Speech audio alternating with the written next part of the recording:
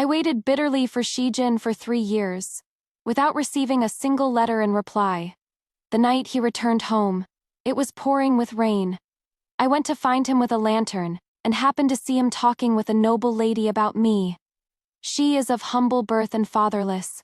Why should you care about my marriage contract with her? A thick stack of letters fell between the two of them. One every 10 days, without ever missing a single one. They were all from Shijin to her. I was stunned for a long time. I turned around, threw the extinguished lantern on the bank, and got on a departing boat. Later, I heard that the water rose that night. Shijin, who had always been self-restrained and proper, clutched a broken lantern and jumped into the river like a madman, searching for some girl he was betrothed to since childhood. It rained at midnight, soaking the green gauze window. I was writing to Shijin again. Back then, when my father was on his deathbed, he told me to take the marriage contract to the Shia family. Shijin and I had been betrothed since childhood. He had a rather cold personality, yet he would patiently lower his gaze and teach me how to read. The Shia family was in decline, and 3 years ago, Shijin went away to seek opportunities. Before he left, he asked me if I would be a study companion for the young lady of the Jiang family. At the time, the Shia family's grandmother was ill, and I thought that if I took the job of a study companion, it would naturally lighten the burden on Shijin's shoulders a bit. So I nodded, and agreed. He praised me for being a good girl. He couldn't help but reach out and stroke the top of my head. Xiaochan, go to the Jiang residence and learn some etiquette, so you can manage the household in the future. However, Zhang Yuntan was not an easy girl to get along with. My 3 years as her study companion were very bad. She often had me ghostwrite for her. If I wrote poorly and drew a scolding from the tutor, she would punish me by making me copy books. But once I wrote so well that I was praised in class by the tutor for having the style of a great master. When she got back, she poured the ink from the inkstone over my head and ridiculed me with a sidelong glance. Kui Zhengxi, who do you think you are? Stealing my thunder. Are you even worthy? The ink got into my eyes, stinging so much it brought tears. Her maid beside her said pointedly, "What the young miss doesn't want is tossed and thrown away. You aren't worthy of it either." I could have chosen not to endure it, but the Jing family was so powerful. If I offended their noble daughter, wouldn't Shijin's future path become even more difficult? So I gritted my teeth and endured. But Zhang Yuntan seemed to find more and more amusement in it. She dipped her brush in ink, and on my left and right cheeks, wrote 2 characters, lit Tell-Toad. She lifted my chin with the shaft of the brush, her gaze heavy. "Why call you Little Chan? I think the character for Toad suits you better, disgusting like a toad." The others all covered their mouths and started laughing. Isn't that right? Such a poor and pathetic look? Xiaochan was the pet name Shijin gave me. That year, when I came of age, grandmother said that since Shijin was my fiancé, it was only natural for him to give me a pet name. Shijin said the Chan. In Xiaochan was the Chan from Chanwan, graceful beauty. It is the moon in the sky. I am not a toad. That night, biting my pen, I wrote about these things in a letter to complain to Shijin. Big teardrops fell onto the letter paper. I wanted to ask him if I could stop being Miss Jiang's study companion. Also, I don't want to be called Xiaochan anymore. That letter he never replied to. At the time I thought, he was probably too busy to have time to read my letter. When he comes back, he would naturally find a way to back me up. I didn't expect that before this letter in my hand was even sent out. Shijin actually came back. We hadn't seen for 3 years. He had lost a lot of weight, but he looked even more handsome and refined. Dressed in a crane feather cloak, he appeared even more strikingly handsome and elegant. He stood in the somewhat shabby courtyard, dressed in brocade robes and a jade belt. The sight of him made me fall silent for a moment. Shijin was the first to break the silence. He stopped under the flower trellis and asked me from an arm's length away. "The few crabapple trees that were here before, why are they gone?" Those few crabapple trees in the courtyard were the ones we planted together back then. During the 3 years he was away from home, I wrote many letters. That autumn, there was too much rain, and the roots of the crabapple trees in the courtyard rotted. My days were very dull, with nothing new happening. I even told him about such trivial matters. It turns out, he really hadn't read a single one. My fingertips picking at the hem of my skirt, I spoke hoarsely. In the second year after you left, this crabapple tree died. I wrote and told you about it. My vision blurred, and I couldn't see his expression clearly. I only heard a sigh, Xiao-chan. You know, I am very busy when I am away. The grievance I had endured for 3 years. Upon seeing this person, the bitterness in my heart seemed to spread to my nose. I looked at the empty flower rack and bit my lip. How have you been these past 3 years? Actually, I haven't been doing so well. Miss Zhang is always bullying me. You know, one time, Ji Jin frowned at me. It is just petty squabbles between girls. You should be more broad-minded. Why take it to heart so much? The moisture in my eyes was forced back. The words on my lips stopped. I stared at him blankly. For a moment, I couldn't say a single word. Perhaps he realized that, since we had just met, he shouldn't be so harsh with me. Shijin reached out and patted my shoulder. Xiao-chan, you've taken great care of grandmother these past 3 years. You've worked hard. The sound of hurried footsteps interrupted us. The person who came whispered a few words in his ear, and he turned to smile at me. I have something important to attend to. I'll come see you later. By evening, Shijin still hadn't returned. Outside the window, the night rain pitter-pattered. The old madam coughed twice. I quickly helped her lie down and extinguished the candle. Thinking of how Shijin still hadn't returned, I asked the messenger and went to look for him with an umbrella and a lantern. I thought Shijin was meeting a guest in the riverside pavilion, but I never would have thought that he was actually having a secret rendezvous with another girl.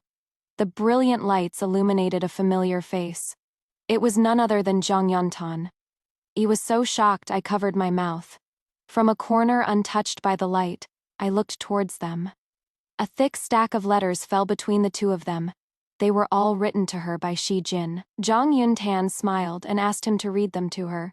He wrote, "The south of the Yangtze River has much mist and rain. The rain is long and heavy.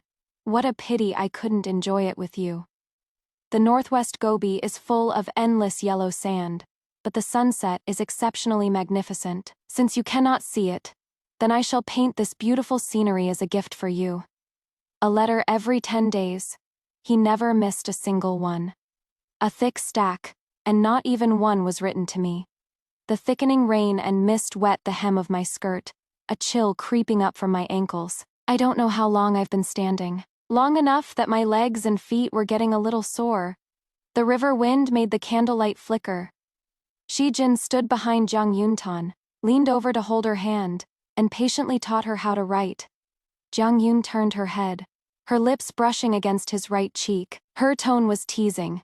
"It is so late, and you are still not going back. Aren't you afraid your fiancé will get worried?" My hand holding the lantern clenched so hard it turned white.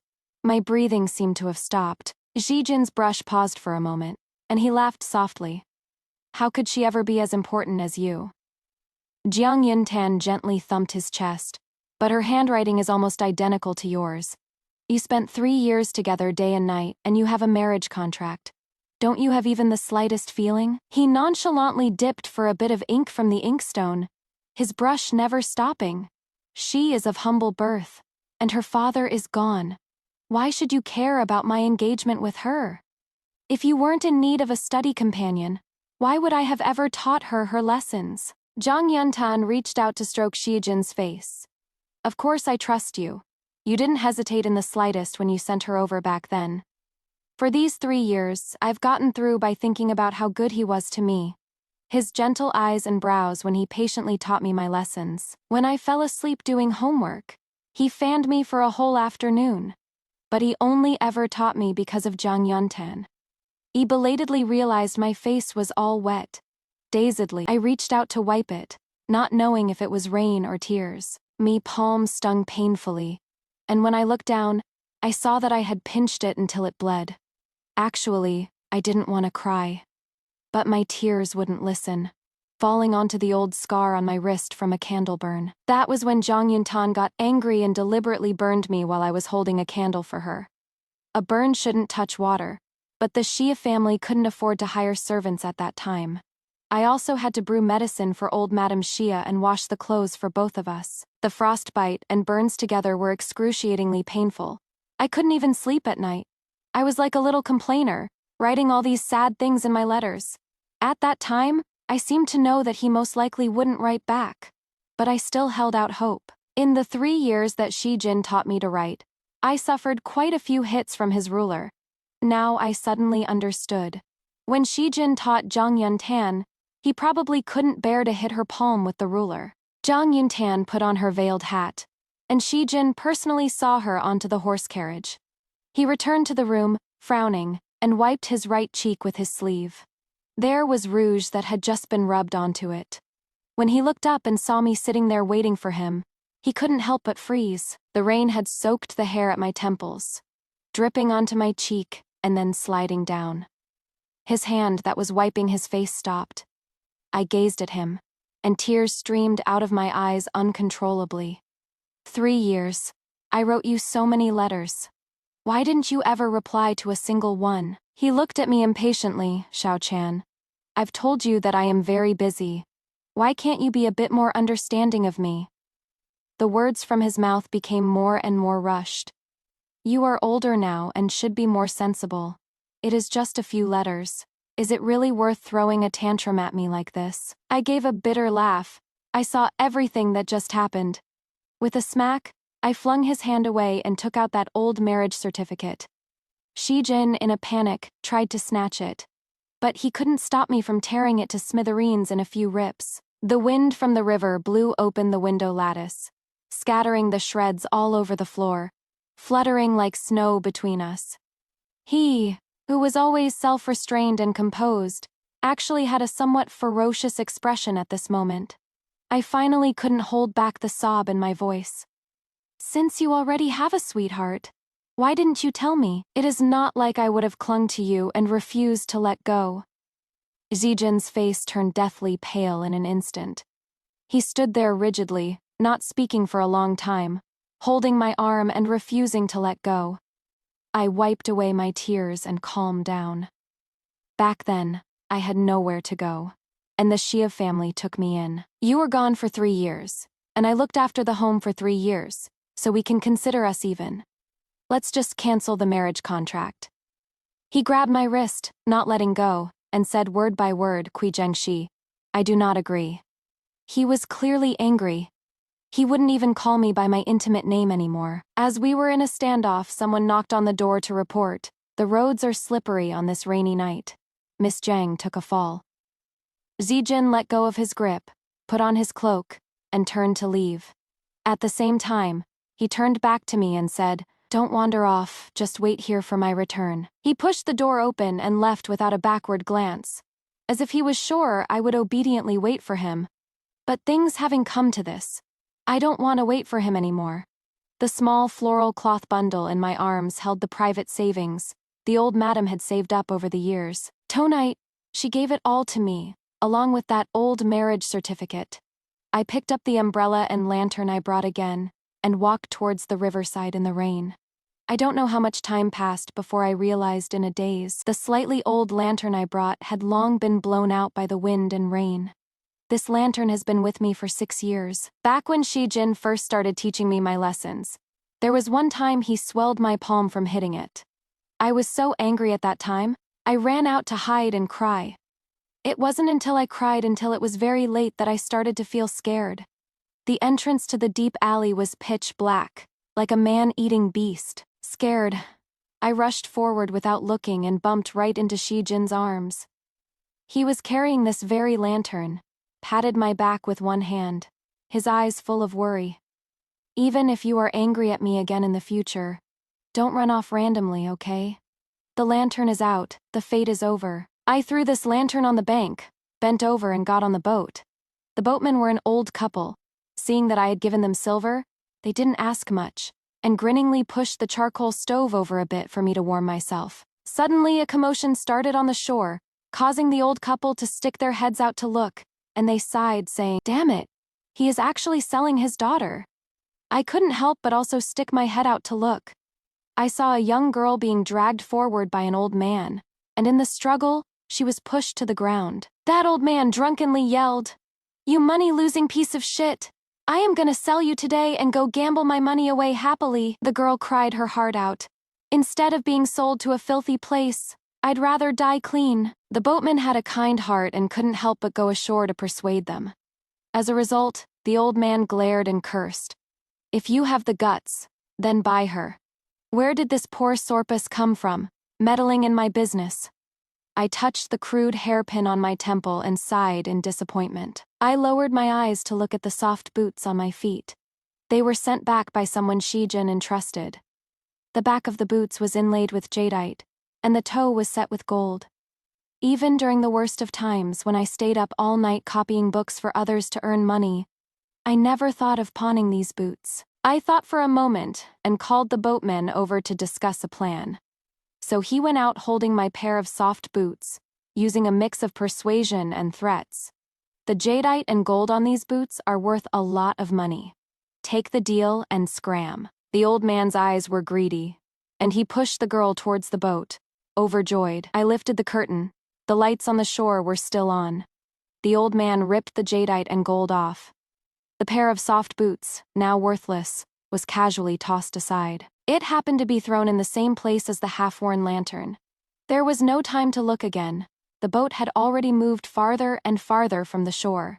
The old boatman and his wife brought me a pair of old shoes. They also busied themselves with serving a bowl of hot soup, comforting the girl who had cried herself into a faint. I tucked the small floral cloth pouch given by the old madam into my bosom. After a 3-day boat ride, I'll be able to reach Liangzhou. Zhang Yunten only had minor scratches. Shijin patiently coaxed her with a few words and sent her back. Thinking that Xiao Chan was still waiting for him, he hurriedly spurred his horse to go back. Just now she cried so aggrievedly and even tore up the marriage certificate. It was a loss of composure he had never seen before. He couldn't help but recall 6 years ago, when Xiao Chan first came to the Xia family, her eyes as big as black grapes, furtively peeking at him from behind grandmother. His temperament had always been cold, but in that instant, he found it amusing. Zijin thought that she would become his wife in the future, and that chicken scratch handwriting of hers would inevitably be laughed at. So he was able to teach her patiently.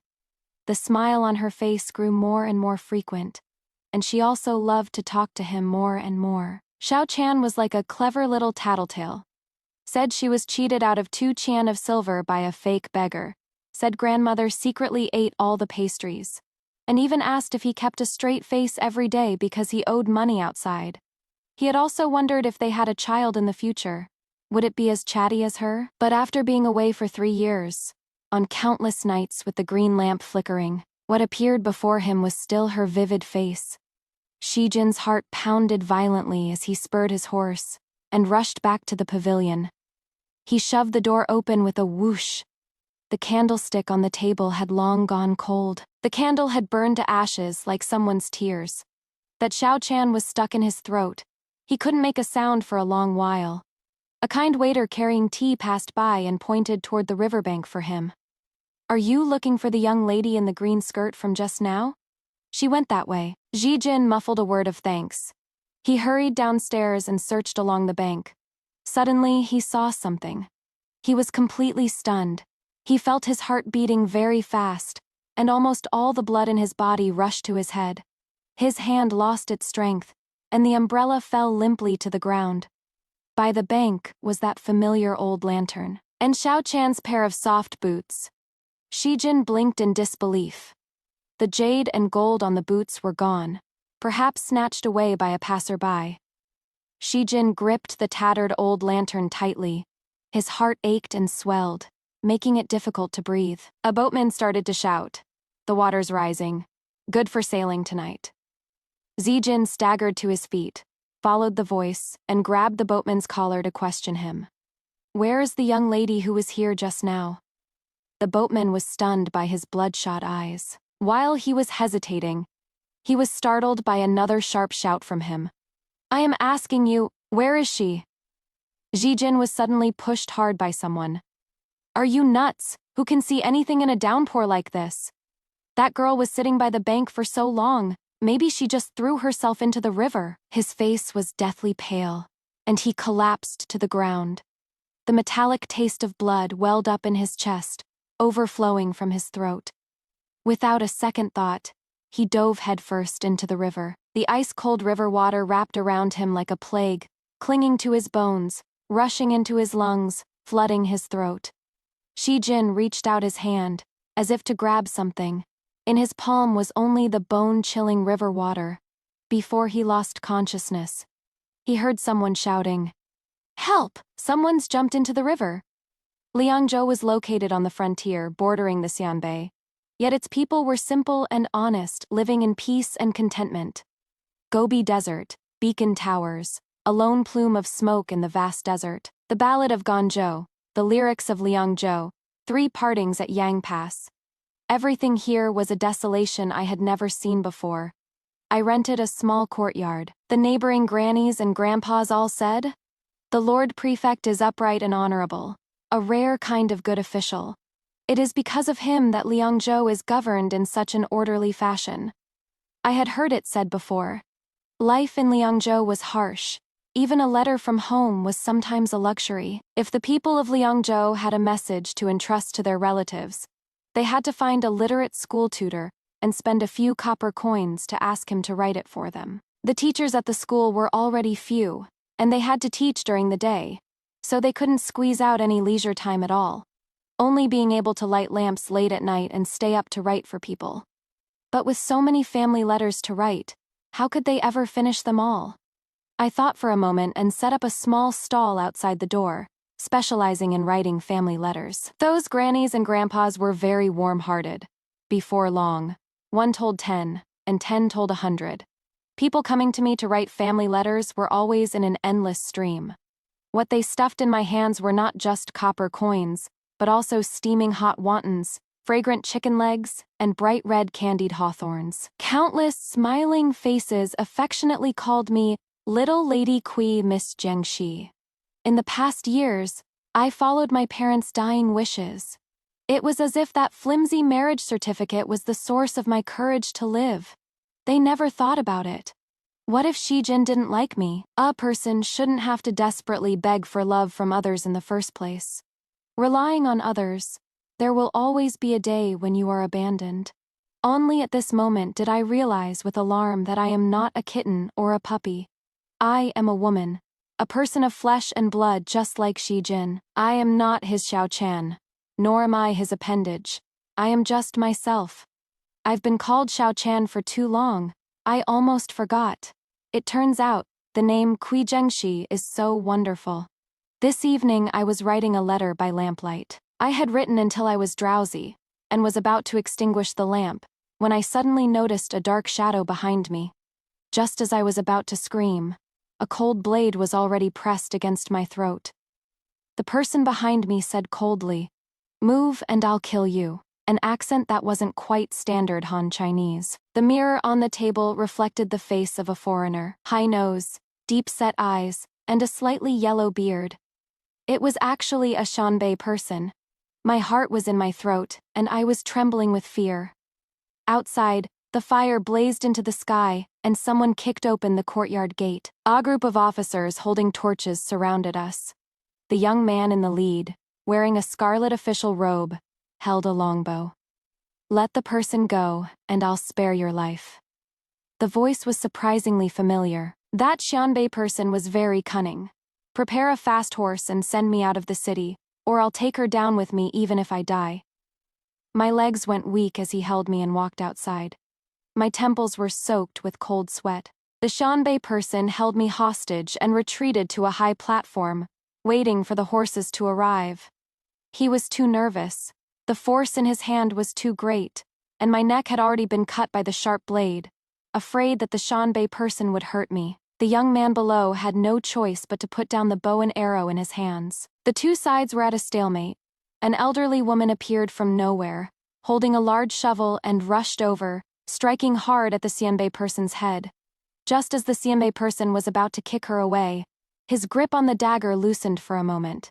In that very instant, a sudden, inexplicable courage came over me. The sweat from nervousness in my palm was a bit slippery. I clenched the hairpin in my palm tightly, and with all my strength, I stabbed it into the Xianbei man's eye. With too much force, the end of the hairpin cut my palm. Me hand was covered in blood. I couldn't tell if it was mine or his. The Xianbei man covered his eye and screamed, swinging his blade down at me. An arrow like a white rainbow piercing the sun, grazed my temple hair and fiercely nailed through the Xianbei man's palm. The dagger fell to the ground. Before I could react, a second arrow immediately followed and pierced through his chest. The stinking blood splattered out. Seeing such a scene for the first time, half of my scalp went numb.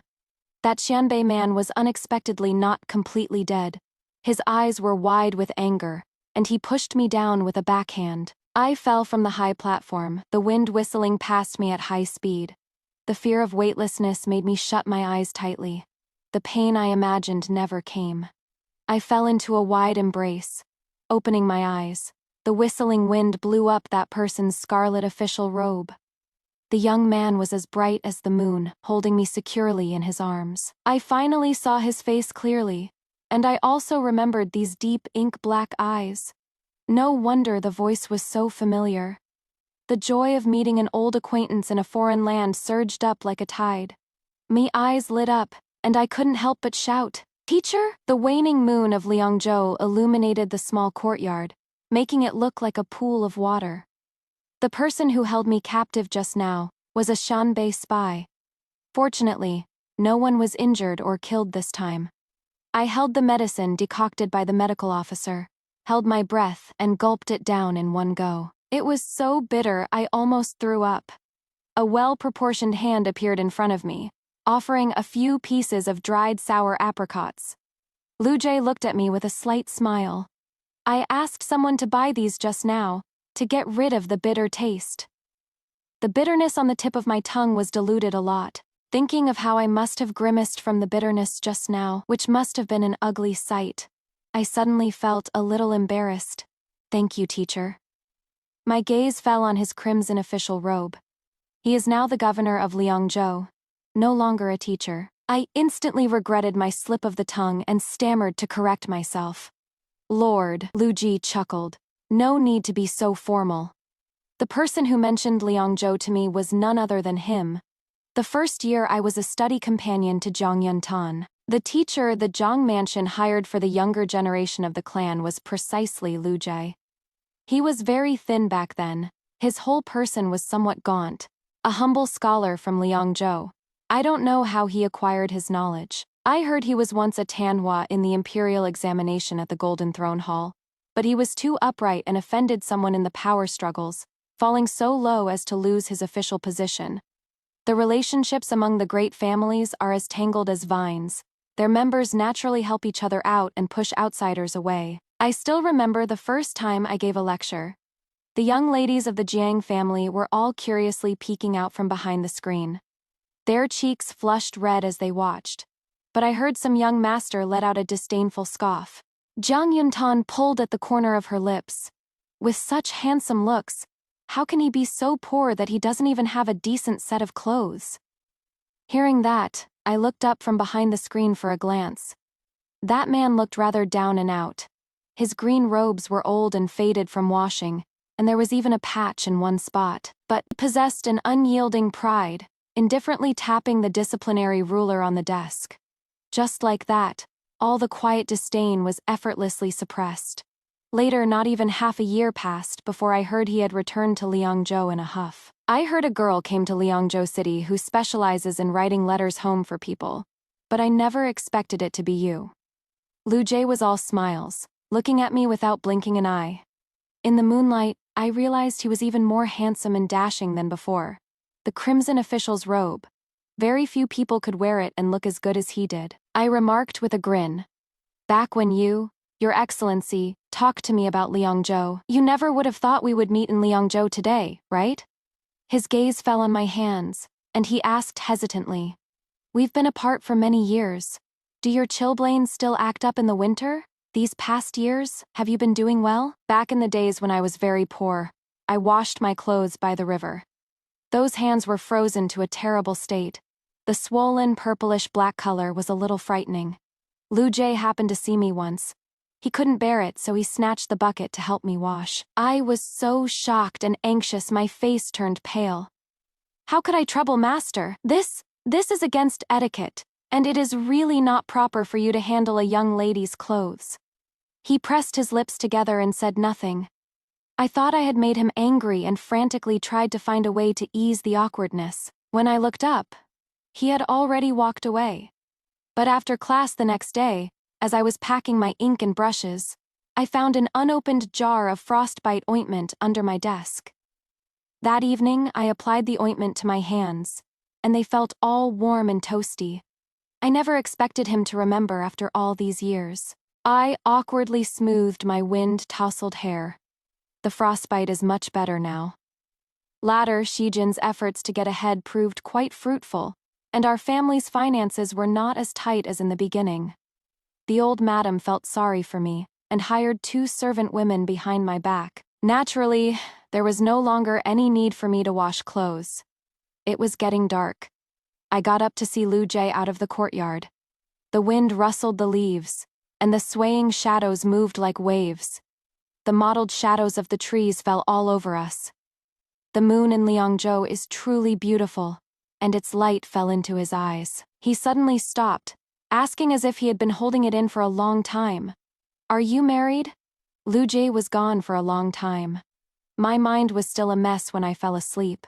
Lying down disheartened, I couldn't help but cross my left foot over my right knee and space out for a good while, until finally drowsiness gradually set in. Back then, when I sent letters home to Shijin, I always saved them up to send all at once. I hid the several letters in my cloth bag, waiting until after school to go beg a messenger to deliver them for me. At that time, it was another stretch of rainy days in the capital. Jiang Yuntan claimed that I had stolen her bracelet and had people dump everything out of my cloth bag. The miscellaneous items fell all over the ground. Only then did she fiddle with the bracelet on her wrist, smiling nonchalantly. I remembered wrong, so it was on my hand all along. Glancing at those few letters on the ground, with just a look, the maids pushed me aside and snatched the letters away. What a shameless little hussy secretly writing letters to a lover. Amidst the sharp, mocking laughter, I chased after them trying to snatch the letters back, stumbling as I followed them into the rain. I don't know who forcefully pushed me to the ground from behind. Blood oozed from my scraped arm. The crowd scattered like birds and beasts. Zhang Yuntan walked past holding an umbrella, her embroidered shoes treading on them unhurriedly, leaving the letters to home scattered on the ground, soiled beyond recognition. The rain trickled down, soaking into my back as I lay low on the ground. I was somewhat numb, tears mixing with the rain streaming all over my face. After a long while, someone held an umbrella over my head. Kui Zhengxi. I looked up with a face full of rainwater and saw Teacher Lu's face. He had always been strict, and was very harsh when he scolded people. Those young masters who looked down on him at first were now all afraid of him, worried he would scold me. I quickly lowered my head to clean up the mess on the ground, plotting how to get away. Unexpectedly, a hand suddenly rested on my arm through my thin clothes. It was a man's large hand, with thin calluses on the knuckles from years of holding a brush and drawing a bow. Just as I was so scared my hairs were standing on end, he had already quickly helped me up, letting go the moment he touched me. Lu Jie thrust the umbrella into my hand. He bent down himself to pick up those letters from home for me. A few sheets were blown away by the wind. They were probably lost for good. I stared at him blankly until he handed the items back to me. Spread them out to dry. Perhaps they can still be restored to how they were. This was obviously his way of comforting me. The ink had already bled, so how could they be like new again? Seeing me lower my head, he added, "Actually, I am a bit envious." I didn't understand. My mind was a complete blank, but I still managed to force a smile. "Why would you be envious of me, teacher?" He turned his face to me. His ink-dark eyes made my heart panic. "I am not envious of you. I am envious of the person who receives so many letters from home." My heart was pounding wildly. I sat up abruptly. I had actually dreamed of something that happened 3 years ago. Wiping the sweat from my forehead, I let out a long breath. I must have been overthinking things. My gaze fell upon the jade pendant on the table, the one Lu Jie gave me before he left. He said if there was anything urgent, I could take this to find him. I suddenly felt ashamed again. Teacher Lu is so good to me. How could I think of him like that? This past year in Liangzhou, Lu Jie has taken great care of me.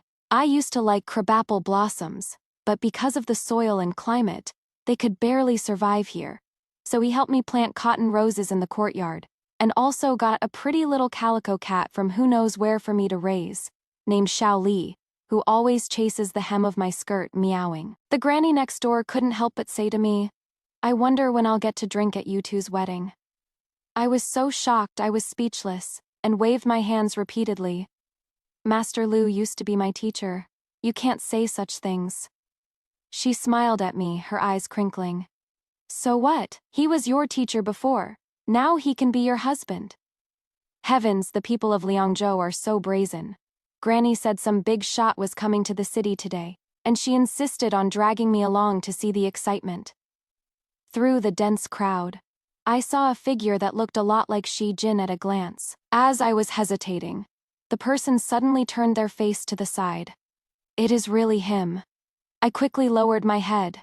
After we fell out that day, I left in a huff and never wanted to see him again. Who knew he would actually come to Liangzhou? I hid behind the crowd and watched secretly, only to see the sedan chair's curtain lifted, and out came another girl in a veiled hat. A beauty with a graceful figure. How could I not recognize that this was Zhang Yuntan? I had just let out a cold laugh when I saw Shi Jin offer her his hand, his other large hand on her waist, carefully helping her off the carriage. I couldn't help but remember a time when Shi Jin and I had a fight. He was sulking and wouldn't help me down, so I insisted on jumping down myself, and ended up twisting my ankle and crying from the pain. Shi Jin just looked down at my tears from above, and said coldly, "You can't even get off a carriage properly. How are you so stupid?" So, it turns out he could also help someone off a carriage so gently. It was just that I wasn't that person. The old lady beside me shook her head, pulling me back from my thoughts at just the right moment. They all said some handsome big shot was coming, but he is just so not even as good looking as our Lord Lu. Seeing that I said nothing, she asked again persistently, "Tell me, am I right or not?" I smiled and nodded. "You are right, Granny." Shi Jin had already gone far, so I figured he probably didn't know I was here, and I couldn't help but sigh in relief. At night, I trimmed the lamp wick. Half asleep, the smell of tongue oil reached my nose. When I opened my eyes again, flames were soaring into the sky. The small courtyard was instantly plunged into a sea of fire, and thick, choking smoke kept pouring in. I poured all the tea water onto the curtain, tore it down, and held it over my mouth and nose. I rushed forward 2 steps, then suddenly remembered I didn't know where Xiao Li was hiding, so I anxiously searched the whole room. But it was probably scared stiff. No matter how I called, I couldn't hear a sound from it. The thick smoke was choking me so much I could hardly breathe. I finally found Xiao Li cowering and trembling under the bed, and hurriedly rushed over to pick it up. Someone rushed in, grabbed my arm, and led me to escape. By the time the bailiffs and neighbors helped put out the fire, the carefully arranged small courtyard was destroyed. The Confederate rose I had taken care of for a long time only bloomed for one night before withering into ashes. I held the little raccoon cat, watching all this happen. My heart ached as if it was being twisted, and tears slid down my face silently. This is my own home. The person who had just saved me came forward. "Miss Kui, my master has invited you." Passing through the long, winding alleyway, a horse-drawn carriage was parked in the distance at a quiet street corner. I lifted the bluish-green curtain. The light and shadow flowed down from that person's dark, thick brows and eyes, shining past his feet, separating him and me like the Chu River and Han border. His long, slender fingers reached over, caressed my face, and wiped away the ash that had just stained it, unhurriedly, as if teasing some amusing pet. After a long moment, Shi Jin laughed very softly. "Xiao Chan, Look how pathetic you've made yourself. It is time to come back to my side. Shijin smiled calmly, but his knuckles turned white from clenching his fist too tightly. I felt a chill all over and took a flustered step back, dodging his hand. But I had just taken one step back when my arm was grabbed. Shijin forcefully pulled me into his arms, his eyes stubborn. You've lost weight. Have you been having a hard time lately? Everything that happened in the past had its reasons. Let me explain it to you slowly. Xiao Chan, you have to believe me. You are the only one I love in this life. I really don't understand how he could act so naturally, as if all the bad blood between us had never happened. I pressed my palm firmly against his shoulder to keep myself from falling into his lap. But I don't like you anymore. Belated concern, explanations, and love. When these things show up past their time, they only make people feel disgusted. The chill of the night wind seeped in through the cracks in my bones. Shijin's dark, heavy eyes stared at me without moving. He stood up, and his shadow completely enveloped me. Why can't you like me like you did before? I wanted to back away, but my arm was held in his tight grip. Unable to move, I practically screamed the words from my throat. You burned down my courtyard. Wasn't that just to force me back to your side? But I am not the old Xiao Chan anymore. Shijin, you are so despicable and vile, and you still delude yourself into thinking I would like you. He held me in a grip so tight it felt like it would crush my bones. But you have nowhere else to go. As long as you come back, one day we'll grow old together, surrounded by our children and grandchildren. Shijin leaned in very close, his warm, ragged breath puffing against my ear. I couldn't stand this disgusting feeling anymore. Rage consumed my senses. Almost without thinking, I pulled out the golden hairpin from my temple and forcefully stabbed at the arm in front of me. But I truly never thought that Shijin would rather be stabbed than let go. After the incident last time where I was taken hostage by the Shanbei people, Lu Jie gave me a new golden hairpin. He had sharpened the tip of the hairpin so I could use it for self-defense. The hairpin easily pierced through Shijin's clothes, stabbing deep into his flesh and blood. Blood stained the cloth red, dripping bit by bit down his arm and the end of the hairpin. My hand holding the golden hairpin trembled uncontrollably. Just as I was about to pull my hand back to flee, Shijin grabbed my hand, his expression unchanged. I owe you too much. If this will make you feel better, then it is not so bad. I finally struggled free from him. Are you crazy? The color drained from Shijin's face. Yes, I went crazy after you faked your death and left. And seeing you smile at others, I am driven mad with jealousy. I sighed and calmly told him. From the moment you chose Zhang Yintan, from when you ignored my every letter and every grievance, the bond between us was worn away bit by bit. No one will wait for you forever. Shijin's body swayed slightly, looking at me in a daze.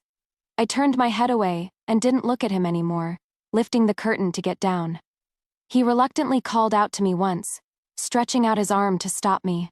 Just at this moment, a sound of horse hooves rang out. Lu Jie rode his horse over, his scarlet official robe very eye-catching in the night. He gripped the reins with one hand and swiftly dismounted. Young Master Shi, with actions like these, do you think there are no laws in Liangzhou? When I saw Lu Jie had arrived, I lifted my skirt hem and jumped down from the carriage. I was too hasty and happened to bump right into Lu Jie. The turquoise-green hem of my skirt brushed against the gold threads on his official robe, and the jade belt at his waist gave a clear clink. He calmly caught me, his gaze cold as he met Shijin's. Shijin let out a sneer. What a show of authority, Lord Lu. Xiao Chan and I have been engaged since we were children. It is none of your business to interfere with a betrothed couple catching up. Lu Jie raised his eyebrows. And what if I insist on interfering? Shijin was so angry he laughed. At least we were once schoolmates. A friend's wife is not to be trifled with. Do you have no shame? Granny said. Shijin is the new big shot afraid of causing trouble for Lu Jie. I quickly tugged on the corner of his clothes. He glanced at me, his expression surprisingly a bit hurt. Shijin took a stem of begonia from his sleeve and held it out to me. The petals were still beaded with dewdrops. It was obtained with great care from 1,000 miles away. His voice was chillingly hoarse. Xiao-chan. All those who bullied you have been punished by me. Come back with me. We'll plant the courtyard full of crabapple blossoms again, and this time, they definitely won't wither. Before his words had faded, I raised my hand and flung away that crabapple branch. The petals scattered, fluttering between us, just like that old marriage certificate that was torn to pieces back then. You always said crabapple blossoms don't decay, and love is unwavering. My embroidered shoe stepped on the flower branch, crushing the petals. But back then, Zhang Yontan pushed me into the lake just to retrieve that bracelet you gave her. I almost drowned, and the roots of the crabapple blossoms had already rotted away by then. Blood dripped from Shijin's arm. He recklessly came to grab my wrist, the veins on his neck bulging. That was just an expedient measure. Later, but Lu Jie had already pulled me behind him. His fingertips hovered with perfect restraint half an inch from my shoulder, protectively shielding me. I plucked the crushed crabapple petals from the ends of my hair and let the night wind blow them away. The marriage certificate has been destroyed. We stopped being fiancés long ago. After saying that, I turned and walked away. The moonlight stretched our two shadows very long. Lu Jie's shadow was tall and straight. The night wind was cold. His wide sleeves fluttered like a crane as he carefully blocked the wind for me from behind. Shijin suddenly spoke. Lu Jie, did you know? She has a red mole on her shoulder. Lu Jie took a step forward and suddenly covered my ears. But it was too late. I had already heard it. Turning my head back, the moonlight illuminated the faint disgust in my eyes, like a silver chain wrapped around Shijin's neck. He also knew then that he had lost his head, swallowing his words back as his eyes grew moist. I didn't look at him anymore, just said coldly, "Don't make me look down on you." The courtyard was burned down, so Lu Jie escorted me to the yamen, leading a horse and walking side by side with me. There is actually a reason why Shijin knows I have a red mole on my shoulder. He was mischievous when he was young, and his father was especially strict. One time when father took me to the Shi residence, he was being whipped, his white clothes soaked with blood. I was young back then, and I cried as I rushed over to block a lash for him. It landed right on my shoulder. The elders of both families were scared to death, frantically coming to treat me. He stood helplessly outside the crowd and looked over, tears in his eyes. From now on, I will definitely be good to Sister Kui for my whole life. It is just that none of us knew at the time that tonight he would actually use this incident to say such despicable things, until a silk handkerchief wiped the corner of my eye. Only then did I realize I had started crying. Feeling embarrassed, I couldn't help but change the subjects. "Sir, you were actually classmates with Shi Jin before?" Lu Jie hummed in agreement. "I just happened to have stayed at the academy for half a year." As if lost in a memory, a faint smile appeared on his lips. "Actually, during Jingjae that year, I saw you." Now that he mentioned it, I couldn't help but recall that there did seem to be a Jingjae like that one year. Not long after Shijin left, a spring drizzle began to fall. Worried he didn't have an umbrella, I went to the schoolhouse to find him. Through the window, I glimpsed a group of people quietly studying. Back then, I often went to wait for Shijin, and some of the scoundrels among his classmates always liked to joke around. Over time, he got annoyed, hated people seeing us, and forbade me from going anymore. At that moment, all his classmates were there, so I couldn't disturb them, and could only hide beneath the window. Rainwater dripped from the eaves, soaking the tips of my shoes, and I couldn't help but pull back a bit. Samanon saw that there were a few lines of small vermilion characters in Shijin's book. Beside it was drawn an adorably silly-looking pig's head, and he couldn't help but laugh. "Brother Shi, these annotations are really interesting. If you look closely, they even have some literary flair." Hearing someone else's praise, the corners of my lips had just started to lift. Just then, I heard Shijin say sarcastically, "Done by some girl in her chambers. It is just a trifle to pass the time, nothing respectable." I was deeply hurt, and the umbrella in my hand fell to the ground. On the other side of the window, everyone was— "What is that noise outside?" I had just dropped the umbrella and was getting up to run away. The window was lifted up slightly, revealing a pair of clear and handsome eyes. Tears welled up in my eyes. My cheeks flushed red with shame. He calmly turned his head and said, "It is nothing." A little cat knocked over the umbrella. That was the first time I saw Lujay. The long blurry memory became clearer bit by bit. My heart suddenly started pounding like thunder. That person was actually you. Lujay smiled. It was me. I couldn't help but twist the silk handkerchief in my hand. "Thank you so much, your lordship, for helping me out back then." So, we had met that long ago, and my curiosity about him began to well up. I wanted to ask something more, but we had already arrived at the government office. I couldn't help but feel annoyed. This journey was way too short. Fortunately, the fire was controlled in time, so it didn't affect the neighbors too much. It is just that some letters home that hadn't been sent out yet were burned. It is a real headache. After paying the compensation according to the law, I had no spare money left for repairs. The next day, while I was sitting in the courtyard worrying, the little boy of the granny next door came over on his short legs. He held his chubby little arm up in front of my eyes.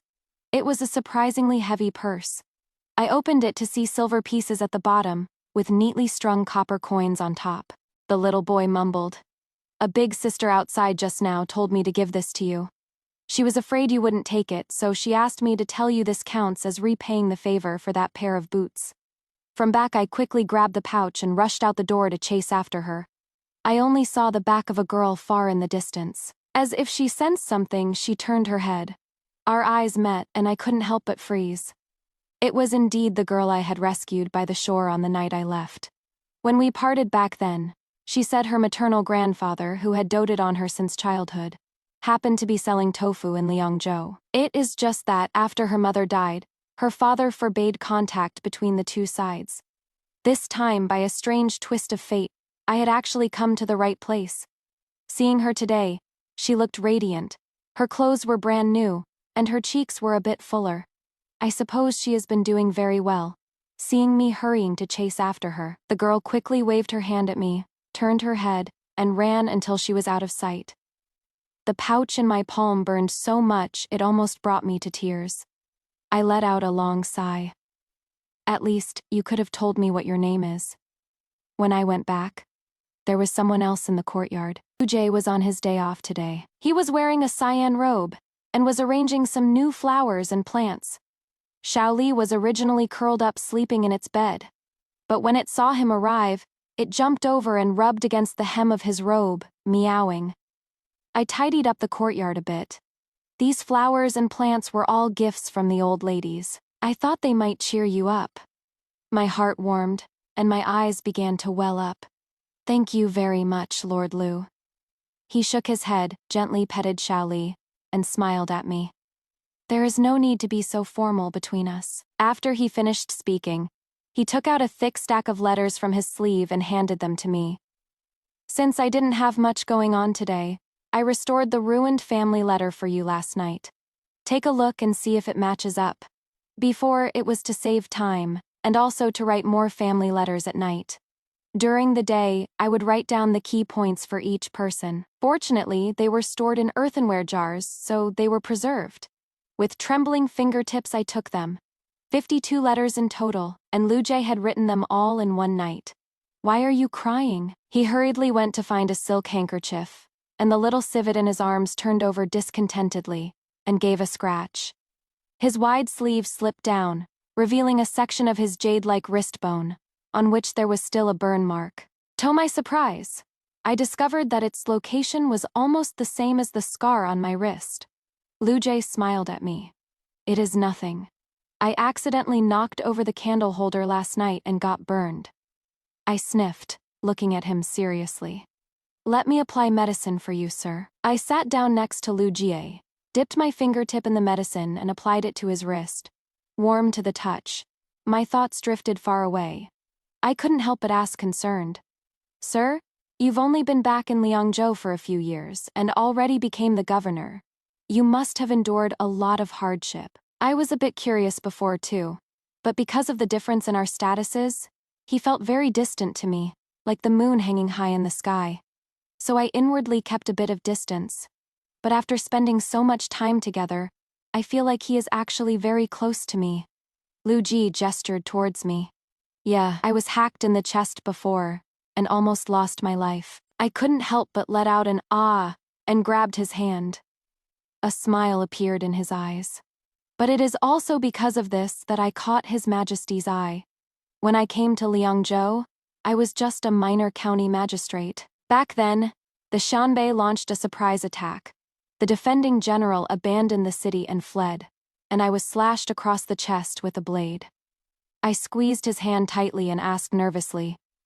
And then, latter of course, I led the common people to turn the tide of the battle. The Shanbei were defeated, and the flames of war subsided. His brow was gentle, looking more like an idle young noble. He didn't look like he had suffered at all. Even though these events were described so lightly, they were still thrilling and terrifying to a common person like me. I was speechless for a long time. Lu Jie smiled and asked me, "Did I scare you? That is all in the past." I shook my head without thinking. I am not scared, my heart just aches for you a bit. It was too late by the time I realized what I had said. My face flushed bright red, and the tips of my ears felt like they were burning. I stood up in a fluster to explain. "No. What I mean is," he interrupted me with a low chuckle, "then I am going to regret not telling you sooner." I tidied up the courtyard a bit, and someone knocked on the door outside. The visitors were a group of soldiers, jokingly pushing and shoving the young soldier in the middle. The young man stammered, "I want to write a letter to my old ma back home." The people around him all started teasing him loudly. "Your mother can't read. This kid is obviously trying to write a letter to his fiancée." I smiled knowingly. "What would you like me to write?" The young man stammered. It was just the usual stuff, telling his old mom back home to eat well and dress warm, that he was doing fine and she shouldn't worry. As he spoke, he paused, closing his eyes in embarrassment. "Also, tell a Chow to wait for me. I'll come back and marry her." The young man's face turned so red it looked like it would drip blood. "Could you wait 2 days before sending this? The monthly pay comes tomorrow. I want to buy my mom a piece of clothing, and then buy a hairpin for a Chow." Everyone let out a friendly laugh. "It is our fault, then, for forcibly dragging you here today." I nodded. A delay of 2 days is no big deal. As long as they can receive a letter from home, I imagine your mother and Miss Chow will be happy too. The young man said his thanks turned, and walked out as if fleeing. I closed the courtyard gate, turned around, and the smile on my lips froze. Shijin was standing not far away, though I don't know since when. His voice was very soft, as if he were murmuring to himself. "Would you have been this happy too, if you had received a reply back then?" The old wound from years ago was torn open by him again. But I actually couldn't feel the pain anymore. "Sure enough, I don't care anymore," he said to himself.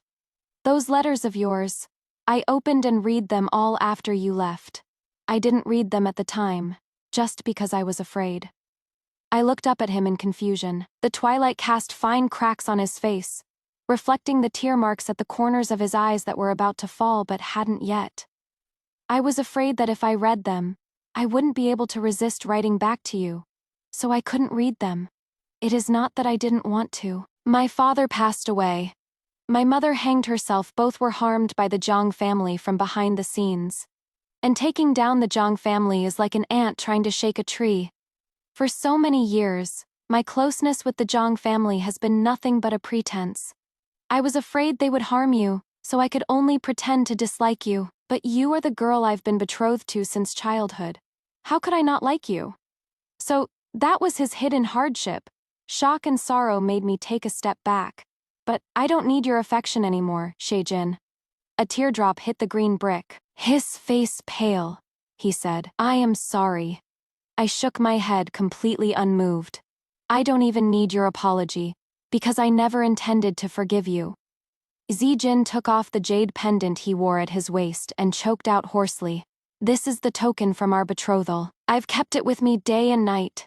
Xiao Chan grandmother and I both miss you a lot. Won't you come back with me to see her?" I closed my eyes and said impatiently, "Stop calling me Xiao Chan. Do you not remember my real name?" Just as he was about to speak, The closed courtyard gate was kicked open. A shrill voice yelled in a flustered rage. Kui Zhengxi, you are like a persistent ghost. Zhang Yuntan, holding up her skirt, stormed menacingly into my courtyard. Xiao Li was originally curled up behind the stone bench staring at me and Xijin, but at this moment it immediately rushed out and hissed at her, but it was impatiently kicked aside by her as she cursed, "Little beast." I quickly squatted down to pick Xiao Li up and check on it. Fortunately, the kick wasn't heavy, and Xiao Li burrowed into my arms unharmed. Only then did I breathe a sigh of relief. Jiang Yuntan slapped me across the face.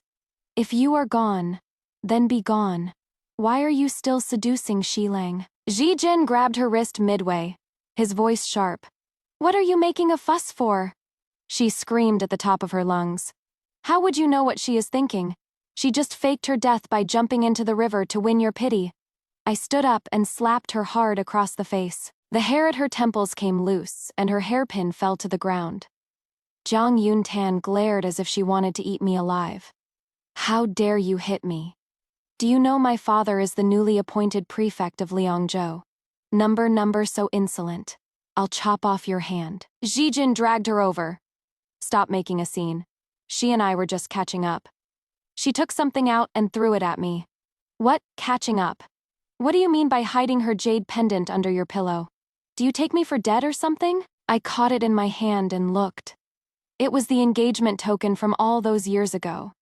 My other jade pendant, engraved with the two words together in death, and Xijin's is engraved with till white-haired.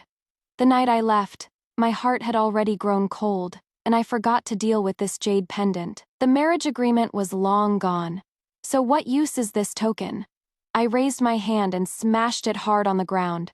With a crisp cracking sound, the jade pendant shattered into pieces, a few broken fragments spinning tremulously on the blue brick floor. What returning together, was there any more? Me face turned cold. That slap just now was to repay you for bullying me before, and it is still not enough. Now that I've smashed the jade pendant with my own hands, Xijin and I have long had nothing to do with each other, understand? Xijin's face seemed to have drained of all its color. His eyes were fixed deathly still on the broken jade. I repeated myself. Do you understand words? If you do, then don't come bother me. Jiang Yuntan stared at me hatefully. How strange. She was clearly the one who bullied me back then. If anyone should be hateful, it should be me hating her. Xijin, looking completely lost, dragged her away. I squatted down to feed Xiao Li some dried fish, comforting him for a while. But I was still startled inside, the prefect of Liangzhou. The heavens are truly unfair. That evening, Lu Jie had someone send over a rare book I had wanted for a long time. I took out 2 qian of silver for the errand boy. Thank you for your trouble. Take this and buy some wine. He was so startled he refused again and again. His lordship has been so busy with official duties these past few days. He hasn't even had time for his 3 meals. How would we dare to slack off and drink? I thought for a moment. Could you wait a moment? I'll prepare some late-night snacks for his lordship and trouble you to deliver them. The young servant wasn't old upon hearing this. He winked at me. If you were to deliver it yourself, miss, I think his lordship would certainly be happier than seeing me. I couldn't help but hit him lightly. You are getting more and more out of line. In the end, I still took the food box and went with him to the government office. Lu Jie was in the front hall discussing matters, and the young servant led me into the study. The wind in Liangzhou is strong at night. I reached out to close the window, but accidentally knocked an ebony box on the desk to the floor. Many pieces of paper fell out. I reached down to pick them up, and when I saw clearly what they were, I was stunned. Those few family letters that were blown away by the wind and the rain that year were here, untouched. The handwriting was smudged, the letter paper wrinkled. Someone had added annotations with a pen in the spaces between each line.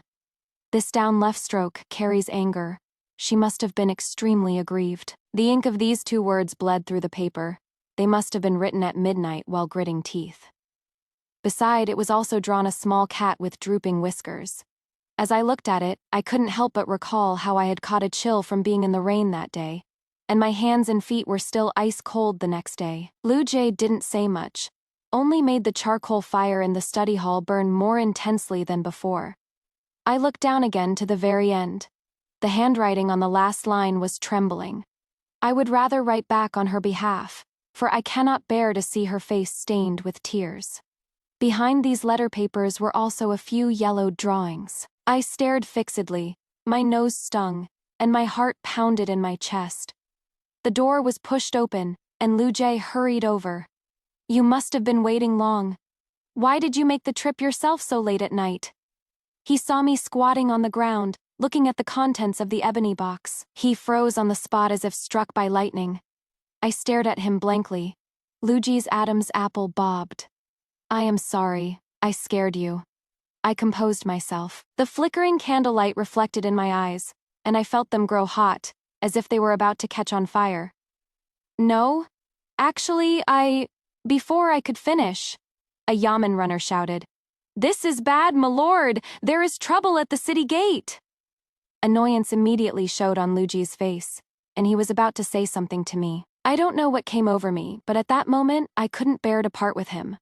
I was afraid that if we parted for even a moment, I would never again be able to confess the truest feelings in my heart.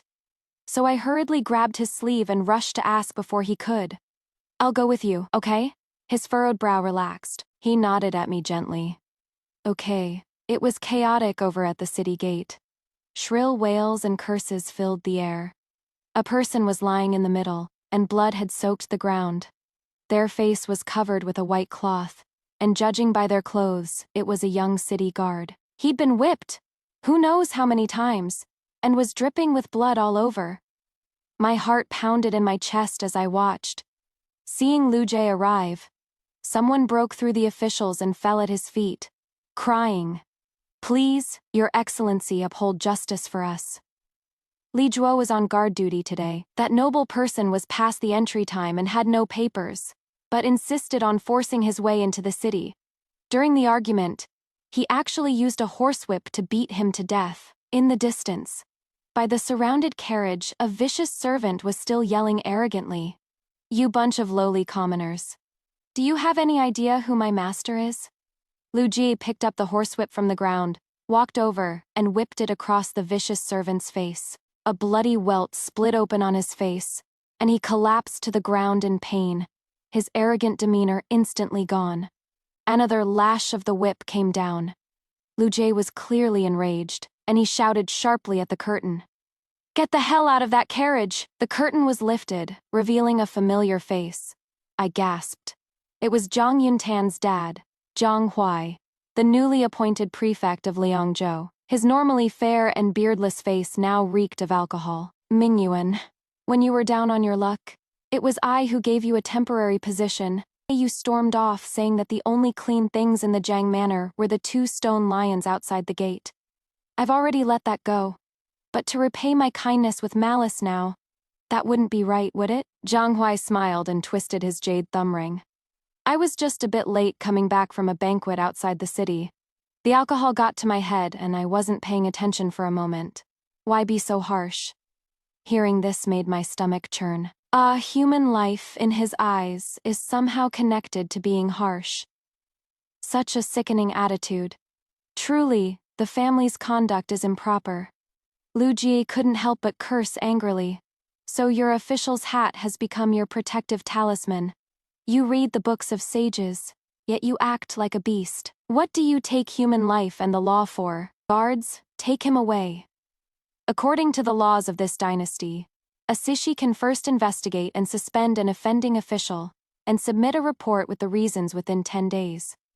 However, Zhang Huai has only recently taken office, so the account books cannot be verified for the time being. I was worrying about Lu Jie when I suddenly saw something fall out of the sleeve of the person on the ground. Taking a closer look, it was a silver hairpin. An immense panic surged in my heart. I couldn't hold back any longer, and with trembling hands, I went to lift the white cloth covering him. The young man's face, pale from excessive blood loss, appeared before my eyes.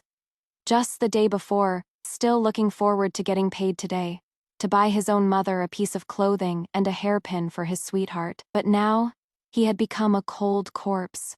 My heart ached with a sharp pain, and I began to cry, trembling all over. A few familiar-looking soldiers came over, their eyes all red. Someone handed over a few copper coins and pleaded with a sob. "Miss Kui, this lad hasn't given you his money yet, but could you please help him finish writing his letter home?" I pushed his hand back, wiped my tears, and promised, "I will write it well." Jiang Huai isn't the only one from the Jiang family serving as a court official. To take him down with this matter alone is by no means easy. Unexpectedly, Shi Jin took the initiative to find Lu Jie. He took out everything he had found over so many years: embezzling taxes, intercepting tribute grain, framing law-abiding citizens as bandits to seize their family fortunes, reporting official fields as wasteland to reoccupy them. Each and every case was shocking. Even the decline of the Xia residence back then had Zhang Huai's hand in it. Ji Jin asked Lu Jie with a smile, "Do you still remember how you answered the policy essay the teacher asked on our last day as classmates?" My hand, grinding ink at the side, paused for a moment as I listened curiously. Lu Jie chuckled lowly. "Better to die speaking out than to live in silence." Ji Jin nodded. "With words like that, I'll believe you this once." His gaze lingered on me reluctantly. "There is something I want to say to you." So I got up and followed him out. As I passed by Lu Ji, he didn't even lift his head, seemingly calm and not saying a word. In reality, his brushstroke went crooked, dragging out a long mark. I curved my lips and went out lightly on my feet. Shi Jin and I walked side by side through the hanging flower gate. It was spring and summer in Liangzhou, and the roses from the full trellis had been blown all over the ground, just like that flower trellis we sat under when we were kids. Back then, I still had my baby teeth. While eating the candy he gave me, I suddenly knocked a tooth out. I cried for a long while, wailing that in the future, no one would marry a girl with a missing tooth to be their wife. He reached out to wipe my tears and said, "Child, then I'll just marry Sister Kui to be my wife in the future." Later, his family went through a sudden change, and since I wasn't in the capital, we could only correspond from afar. Coming to this day, our affection is severed and cannot be mended. Looking back on the old days, it truly feels like a different lifetime. Ji Jin obviously remembered too. His eyes grew moist, and he wanted to pick a rose petal that had fallen into my hair. But because I turned my head to avoid him, his hand froze in midair. It is true he had his difficulties these past few years, but my grievances were also real. Actually, I've been stubborn since I was little. When I was young, my mom once sewed a little kitten for me out of cloth, and I was so delighted that I held it all day and wouldn't let go. But one day, a distant cousin came to the manor, and seeing I wasn't there, played with the cloth cat for a while, messing it up beyond recognition. Afterwards, even though Mom helped me restore it to its original state, I didn't want it anymore. In the silence, Shi Jin sighed. "Is there no chance for us anymore?" I calmly replied, "We can't anymore. It is already too late." He seemed to be crying, turned around with his left hand pressed firmly against the flower rack, and finally said with a sob, "I am sorry." I walked a few steps away, and heard him ask after me, "What about Lu Ji then? Will you be with him?" Nor did I look back again. After Zhang Huai was imprisoned, I went to Li Zhuo's hometown. When the news of his death reached home earlier, his mother wept all day, and her eyes became bad. The girl named Chow cried her eyes out. I gave the new clothes and that silver hairpin to them. Then I pushed that letter from home over to them. "Li Zhuo missed you all very much. He must have hoped you would all be well in the future." When I left, I placed a silver note under a teacup. That was a token of goodwill from Lu Jie that he entrusted to me to deliver. When I returned to Liangzhou again, it was autumn once more. A familiar figure was standing not far from the city gate, sighing with his hands behind his back. The young servant teased from the side, "My lord, why are you sighing, thinking of Miss Kuei again?" Lu Jie continued to sigh. "It is too late today. Perhaps she'll only be back tomorrow." I chimed in with a smile. "Who says it is too late?" He turned around, his eyes as warm and bright as starlight. "During the time I was away, everything had settled. Jiang Huai has been executed. his family members exiled one after another. Ji Jin had long ago given Zhang Yuntan a drug that would make her face rot. I heard that on that day, before she was dragged away on the street, she went mad and stabbed Shi Jin with a dagger. That dagger was coated in poison. Although he was saved, that arm of his was crippled. And this time, Shi Jin had not only cleared his father's name but also rendered meritorious service. Just when he was in the emperor's high favor, he himself requested to be posted in Lingnan. Before he left, he wanted to see me one more time. Through the door, I refused to see him again, only saying that Lingnan was full of miasma and advising him to take care. He left. He left a pile of bundled letters outside the door. They were exactly the ones I had written back then, and now, for each one, he had written a reply. But I didn't want to read them, so I turned around and threw all these letters into the fire. After Lu Jie saw it, he didn't say much. He just had his lips curved all day long. The next day, Lu Jie had a day off and invited me to the yamen. A subtle fragrance drifted under the latticed window as he brewed tea for me. With the tea steam wafting, he passed me a dish of sour dried apricots. Try this. It is quite a bit better than the ones from our school days. Even the sour dried apricots he gave me when we reunited weren't a coincidence. It was just because he remembered that I liked to eat them. I took the cup of tea. That day in the study, I wasn't scared. In fact, I was a little happy. He calmly raised his eyes to look at me, but the tips of his ears turned red. I tilted my head in confusion. It is just that there is a painting I don't understand. When was the one of climbing the tree? Lu Jie calmly skimmed the floating foam off the teacup. Even earlier than the awakening of insects that year. I said, "Oh," and couldn't help but think about it carefully. Climbing a tree. Climbing a tree. Suddenly, a flash of realization hit me. I was still very playful back then, and I pestered Shi Jin to play hide-and-seek with me. He had already lost patience and given up before he found me. I hid in the tree by myself until dusk fell, and I started to get a little scared. When I wanted to get down, I didn't dare to. As I was whimpering and crying, I saw someone pass under the tree. I couldn't help but stick my head out and beg him. "Can you help me find Shi Jin? I can't get down." There was a hint of a smile in the person's voice. "I am his classmate. If you don't mind, just jump down. I'll catch you." I jumped down and was caught steadily by him, because I was afraid Shi Jin would scold me for the impropriety between a man and a woman. After thanking him, I pushed him with the back of my hand and ran off without looking back, not even getting a clear look at what he looked like. Thinking of this, my eyes widened in surprise. Lu Jie smiled at me. "Remember now. Then do you still remember what I wrote on the painting?" I instantly blushed, beet red and lowered my head. "Of course I remember. That painting." He inscribed a line on it. "If I could obtain the moon of the Toad Palace, I would be willing to be the person who scoops the stream." So that was it. It was at that very moment. The star of romance stirred, and a fated connection was born in an instant.